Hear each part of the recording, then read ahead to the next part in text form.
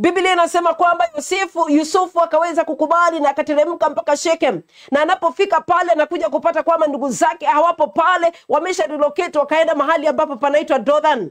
Nilishakupatia hiyo hadithi yote wakati ambapo wiki iliyopita tulikuwa tunaona I'm looking for my brothers, and from there now he goes and gets them in Dothan. Badala yao kuweza kumuona akiwa mbali, na wakaona upendo ambao anakuja nao akiwabebea chakula na kuja kuangalia jinsi wanavyoendelea, wakaanza kupanga vile ambavyo wataweza kumeliminate. Kwa nini? Kwa sababu anapendwa sana na baba, alishatengenezewa kanzu ya rangi nyingi, na zaidi ni kwamba huyu amekuwa na ndoto ambazo zimetufanya tuweze kuhangaika, tujue kwamba huyu kijana ataweza kututawala. Na hiki ni kitu ambacho ndugu zake hawakupenda hata kidogo. Wanapanga papo hapo njia ya kuweza kumwangamiza na kumuua. Lakini nikakwambia kwamba mule mtu ambaye anaota na anazo ndoto hawezi akaumizwa, hawezi akauliwa. Na mtu ambaye a dreamer will never die before they see their dream come to pass. Blessed be the name of the Lord. Wakati ambapo walikuwa wanapanga kuweza kumaliza,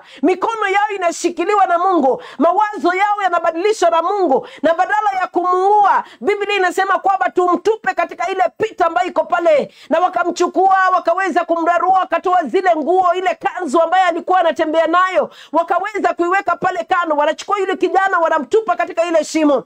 Na Biblia inasema kwamba akiwa pale katika shimo, wanaongea tena, wanaendelea kuwaza na kuwazua vile ambavyo wataweza kumalizana naye. Hapa ndipo Washmaeli ambao wanapita wakielekea kule Misri, wakiwa wanabeba spices and herbs, wakienda kufanya biashara kule, wakauliza, si hawa watu ni wale ambao wanabuy slaves? Wacha tuongee na wao jinsi ambavyo wataweza kumwondosha huyu. Na wakasema twende tumuuze Yusufu. Ndugu zake wanaungana pamoja, isipokuwa yule Rubeni. Biblia inasema kwamba kwa kichwa cha Ruben anapanga jinsi ambavyo ataweza kumkomboa yule mtu ambaye anaitwa Yusufu, amtoe pale katika shimo wakati ndugu zake watakuwa wameondoka, na aweze kumrudisha kwa baba. Nikakwambia kwamba when the dawn seems dark, listen to me when I inuka this morning. Mungu anaweza kukataa ukaweze kupata ukombozi, kwa sababu hiyo njia inaonekana kama ni ukombozi, sio njia ambayo Mungu anataka kuitumia kwako kuweza kuokolewa. Reuben alikuwa hataki kumuokoa